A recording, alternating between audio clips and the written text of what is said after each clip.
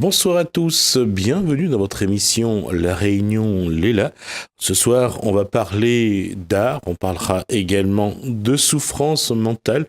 Comment l'art, la peinture, les tableaux peuvent aider à apaiser ou à réduire, voire guérir une souffrance mentale. Françoise Merle a répondu à cette question dans un fascicule. Elle a mis des couleurs sur ses souffrances, puis dans sa vie. C'est Gadian Brainonnet.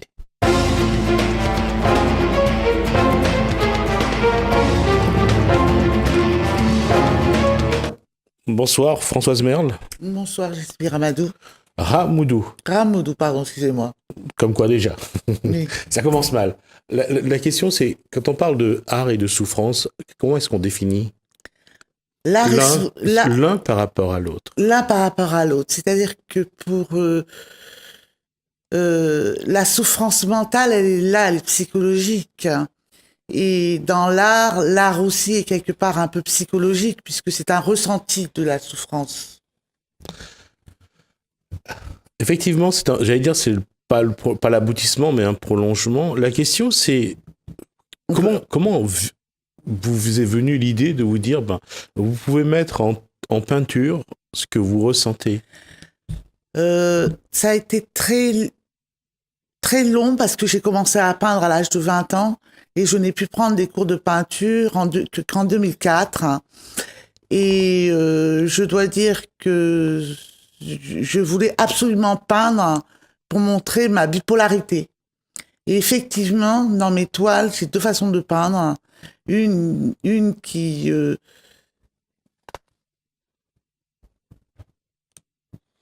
Alors, on va juste repartir sur quelque chose. Dans votre fascicule, vous commencez ainsi. Je suis né un jeudi à Tananarive, capitale de Madagascar, le 9 mars 1961. Un jour de naissance, le jeudi, qui ne présage presque aucune issue de survie. Autrefois, dans les provinces du sud de l'île, les enfants nés ce jour étaient dangereux pour la vie. Leurs parents étaient donc, dans la plupart des cas, tués à leur naissance dans un parc à bœufs, au bon soin des sabots des bovins qui les piétinaient le plus souvent. S'ils survivaient, les parents avaient le droit de les faire grandir. À ma naissance, ma mère eut un mal d'enfant, c'est-à-dire qu'elle a eu de fortes contractions durant 4 jours. Je suis né alors avec des ongles bleus, après que ma grand-mère maternelle ait prié durant tout ce temps autour de l'hôpital de ma mère. La souffrance, elle commence dès la naissance? Elle commence dès la naissance, parce que le jeudi à Madagascar, quand un enfant naît un jeudi à Madagascar, c'est un jour maudit. À savoir que déjà, dans le temps longtemps, les enfants qui étaient nés le jeudi étaient mis dans un parc à bœufs et au bon soin donc des sabots des bovins. Donc c'était donc le sort qui décidait si l'enfant devait vivre ou pas. C'est le sort qui décidait si l'enfant devait vivre ou pas, parce qu'il était dangereux pour les parents. À savoir, quand je dis dangereux pour les parents, ça peut vouloir dire tout simplement que quelque part, les parents étaient amenés à mourir plus jeunes. D'accord. C'est pour ça qu'on disait que c'était dangereux pour les parents. Est-ce dire que vous êtes né sous un mauvais signe? Je ne dis pas ça parce que, ou je peux dire ça effectivement, parce que j'ai quand même vécu plus de 21 ans dans un trou noir, à savoir, je me relevais, je retombais dans la maladie, je me relevais, je retombais dans la maladie, ça n'arrêtait pas et ça a duré 21 ans. Mais dire que je suis née sous un mauvais jour, peut-être oui, peut-être non, parce qu'après j'ai connu le soleil. D'accord. Alors, je vais continuer un passage de 1975 à 1980. Je vivais de haine et était très nerveuse. Après avoir été fiancée à un homme qui ne me respectait pas, j'ai occupé mon premier emploi à Paris après un stage à la chambre de commerce de Chartres. Je n'étais pas bien et je pleurais souvent en pensant à ma mère. Oui, alors de 75 à 80, effectivement, j'étais nerveuse. J'étais en pleine adolescence, je venais de perdre ma mère et j'étais une révoltée. D'accord. Et donc... Vous aviez quel âge à ce moment-là? J'ai perdu ma mère, j'avais 14 ans. D'accord. Donc de 14 à 19 ans. Vous étiez en métropole à ce moment-là, je crois. Non. Toujours à Madagascar? J'étais à Madagascar. D'accord. Je suis arrivée en métropole en 79. Vous aviez quel âge? J'avais 18 ans. D'accord. Me voilà le 6 mars 1986. Mon père décéda d'un cancer généralisé. Il avait 60 ans. On l'enterra le jour de mon anniversaire. Je ne pus non plus faire mon deuil. Pas de deuil pour la mère, pas de deuil pour le père. Pas de deuil pour la mère, pas de deuil pour le père. La mère, il a fallu que je fasse une psychanalyse pour pouvoir l'enterrer. Et mon père, il est mort au mois de mars et début janvier de l'année d'après, j'étais en psychiatrie. Donc ça prouve bien que quelque part, j'avais pas fait le deuil. Donc finalement, c'était cette étape-là qui va déclencher je dirais, cette bipolarité, ce qu'on appelle. Je pense qu'effectivement, le fait que j'ai pas enterré mon père a créé un choc en moi et quelque part, ça a créé cette bipolarité, mais qui a été où on a mis le point dessus, ça a été au moment du viol. Pardon? Au moment du viol. Quel viol? J'ai subi un viol collectif en fin 86 et donc c'est ce qui m'a emmené en psychiatrie pour la première fois. D'accord. Et vous aviez quel âge? J'avais 25 ans, 26 ans, 25-26 ans. D'accord. Comment l'horreur fut que je subis alors un viol collectif, puis me retrouvai dans les rues de Paris, sans aucun repère. Je fis part à mon médecin traitant et lui dis alors que je n'arrivais plus à dormir et que j'avais besoin d'une cure de sommeil. Il m'informa alors qu'une ambulance viendrait me chercher chez moi pour la première fois de ma vie. Début janvier 1987, j'intégrais l'hôpital psychiatrique de Villejuif. La question, c'est d'abord le choix que vous avez fait, vous, d'y aller, ou c'est le médecin traitant qui a décidé de vous y envoyer? Non. Je dormais mal et je me suis dit, tiens, t'as besoin d'une cure de sommeil, il faut que tu ailles voir un médecin. Et ce médecin, je suis allée le voir parce que je n'en pouvais plus. Ça me travaillait tellement, cette histoire de viol. Je pense que j'étais en sous-état maniaque. Et je suis allée le voir et quand il m'a vu, il m'a dit, bah écoutez, je suis allée lui demander une cure de sommeil. Et quand je suis allée le voir, il m'a dit, écoutez, je vous envoie une ambulance. Et donc j'ai attendu mon ambulance. Les ambulanciers sont arrivés, on m'a emmené à l'hôpital de Villejuif. Vous étiez resté combien de temps? Je suis restée 3 mois parce que personne ne savait que j'étais à l'hôpital. Et donc, tant que mon frère ne s'était pas rendu compte que j'étais hospitalisée et qu'il est venu me voir et me faire sortir de là, je n'étais pas au courant. Je sortais pas. 3 mois dans un hôpital psychiatrique, qu'est-ce qui s'y passe? Qu'est-ce qui reste comme souvenir, si on peut dire? C'est très dur. Parce que en arrivant, d'abord, on vous fait une piqûre où pendant 24 heures, vous êtes dans le coma total. Et puis après, c'est cette ambiance d'âme errante, ces gens qui errent dans cet hôpital, dans ce dortoir. Tout le monde, il y a personne qui soit bien dedans, tout le monde est plus ou moins atteint. Et quand on voit les médecins, quand on voit le médecin psychiatre entouré de ces médecins, qu'on leur dit que bon, vous n'avez pas le lieu d'être là, que bon, vous avez subi un viol, c'est pour ça que vous êtes là. Ils ne vous écoutent pas, ils vous donnent, ils augmentent la dose de médicaments et voilà. C'est triste. Vous êtes sorti, mais vous revenez après? Vous revenez de cet hôpital? C'est-à-dire qu'un an après, je refais une autre crise maniaque. Alors, il faut savoir que mes crises maniaques sont un peu à tendance mystique. Oui, tout à fait. C'est-à-dire que bon, la crise maniaque qui suit après, je me rendais sur Limoges, où je devais rejoindre mon frère, et mon frère était absent chez lui, donc je n'ai pas pu y aller. Et donc, je reprends le train et je m'arrête à Châteauroux parce que j'avais pas eu le temps de m'acheter un billet. Je m'arrête à Châteauroux. Et là, à Châteauroux, il y a une fontaine. Et dans ma petite tête, je me dis, je vais laver les pieds des gens comme Jésus a lavé les pieds de ses disciples à Pâques. Voilà. Et donc, dans ma petite tête, je vais laver les pieds des gens et Voilà, donc c'est tout un enchaînement qui se passe. Je passe de la réalité à la folie totale, et j'essaye d'arrêter les gens pour leur laver les pieds, et c'est là que les policiers viennent me chercher pour m'emmener à l'hôpital psychiatrique. Est-ce que le psychiatre vous a expliqué la symbolique de cette volonté de vouloir laver le pied de l'autre? Non. J'ai jamais eu de... J'allais continuer là-dessus. Je veux dire, combien de temps vous êtes resté pour ce second séjour? Un mois pour ce second séjour. Qu'est-ce qu'il fallait soigner finalement pendant ce laps de temps que vous allez passer en hôpital psychiatrique? Qu'est-ce que vous avez besoin de soigner? Est-ce que vous avez besoin de dormir? Est-ce que vous avez besoin de retrouver une façon de penser plus rationnelle? Oui, tout à fait. J'avais besoin de retrouver une façon de penser plus rationnelle, parce que j'étais vraiment dans un état second, un état qui est dur pour vous, mais qui est dur aussi pour les autres. Hein. Parce que vous n'êtes plus dans la réalité, vous n'avez plus pied dans la réalité, vous avez construit votre monde à part. Hein. Justement, ce monde à part, est-ce que ça sert à se protéger, surtout après le viol? C'est-à-dire, c'est un système de défense qu'on prend, parce que cette bulle-là, on l'a créée pour pouvoir être à l'abri, pour pouvoir se sentir bien, pour ne pas vivre ses névroses, ses angoisses. Est-ce que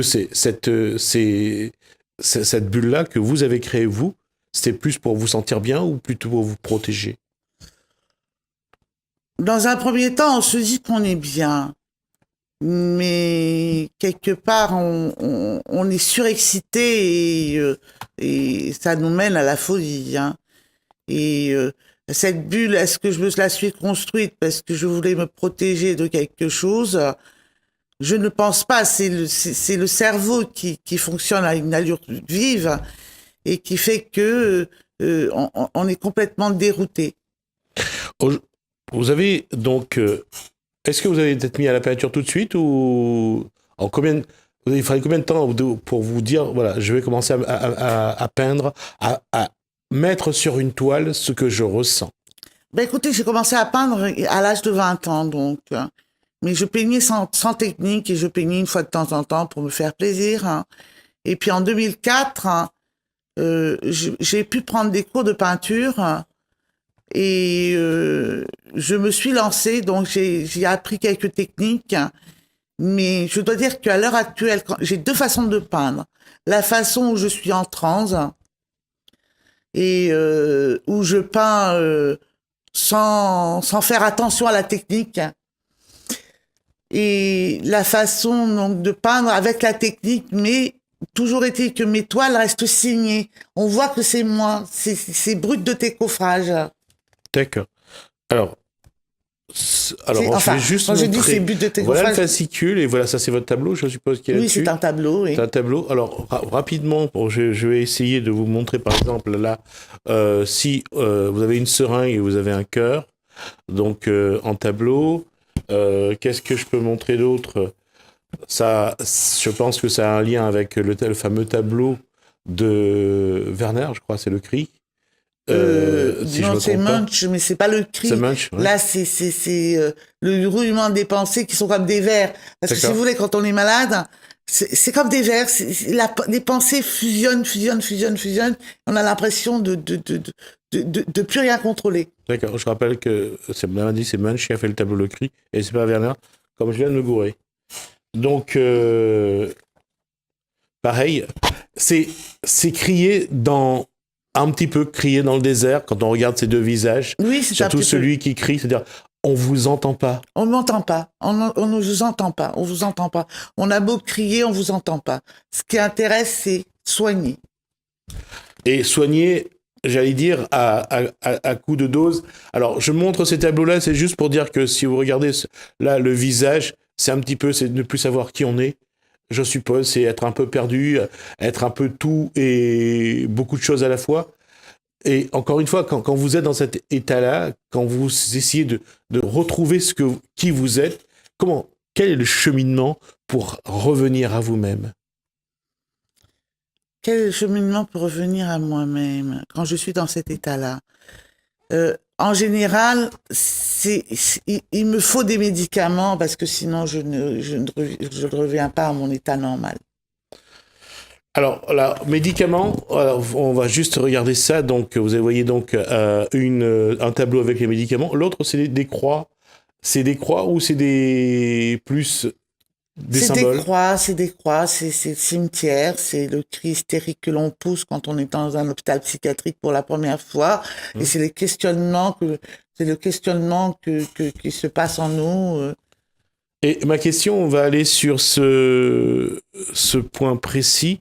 Comment se fait dans votre tête la relation avec les souvenirs de votre mère, de votre père? Est-ce que, surtout aujourd'hui, vous avez réussi à dire ils sont partis, j'ai fait mon deuil, aujourd'hui je dois continuer tout seul? Ou est-ce que quelque part où il y a encore des questions auxquelles vous essayez d'avoir des réponses? Non, maintenant, je dois dire que je suis suivie par un psychiatre depuis l'âge de 20 ans. À l'heure actuelle aussi, je suis encore suivie.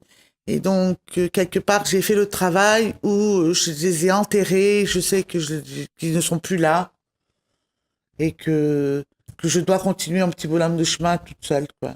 D'accord.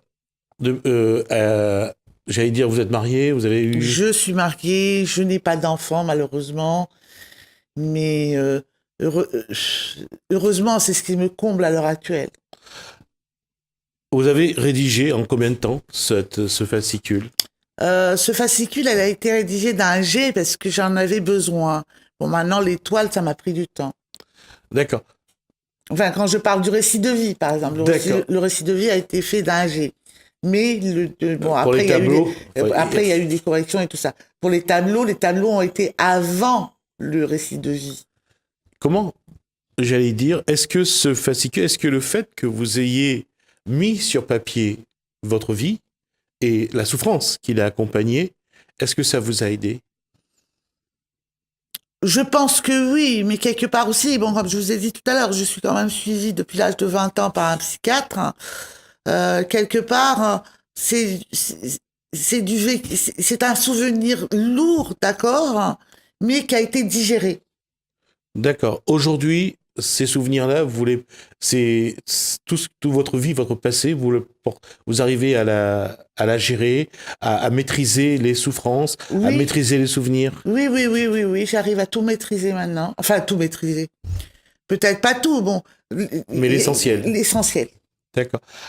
Qu'est-ce que, à travers ce fascicule, qu'est-ce que vous voulez envoyer comme message à ceux qui ont des souffrances mentales? Écoutez, c'est vrai que c'est très dur d'être malade mental, enfin, entre guillemets, mais on peut s'en sortir, hein.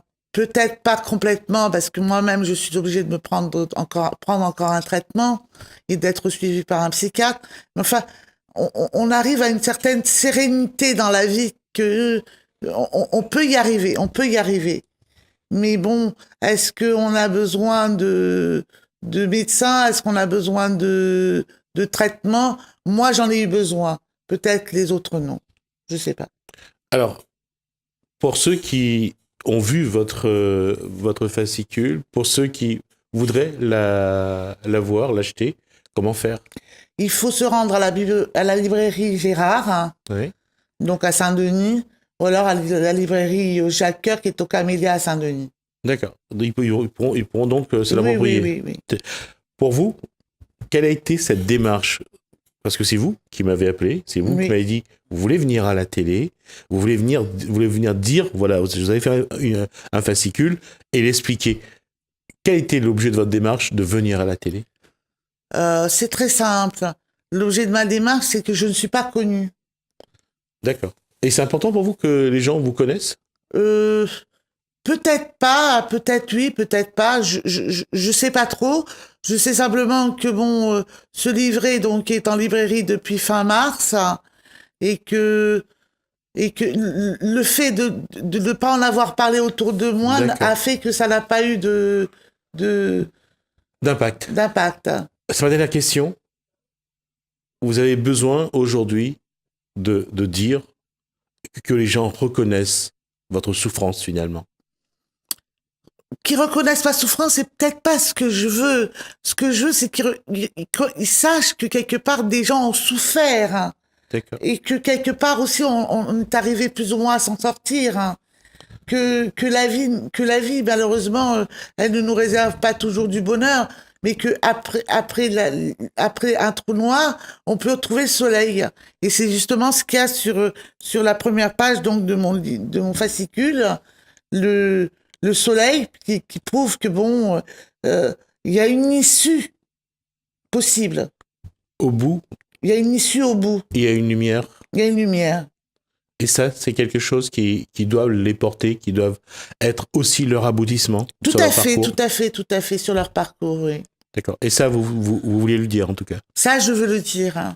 Ça, je veux leur exprimer le fait que, bon, on souffre, d'accord, mais après la souffrance, il y a toujours un soleil.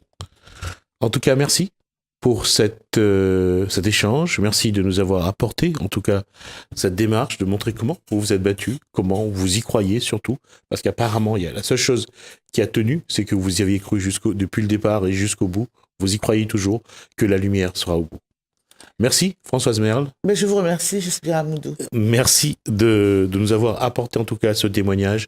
J'espère que chacun aura pu se définir par rapport à cette expérience. C'est vrai que les souffrances mentales aujourd'hui sont beaucoup plus multiples, sont beaucoup plus présentes, et on parle de risques psychosociaux aujourd'hui au travail, on parle de burn-out, on parle de beaucoup de choses, mais c'est vrai qu'on n'a pas souvent le courage de se l'avouer, on n'a pas le courage d'aller voir un psychothérapeute, parce qu'on croit toujours que avoir une souffrance mentale, c'est être fou ou folle, ce qui est une erreur. C'est vrai que les psychothérapeutes sont là pour nous accompagner aussi lorsqu'on en a besoin. En tout cas, merci Françoise Merle de nous avoir montré ce courage, et j'espère que ceux qui en ont besoin pourront s'en inspirer. Merci à vous.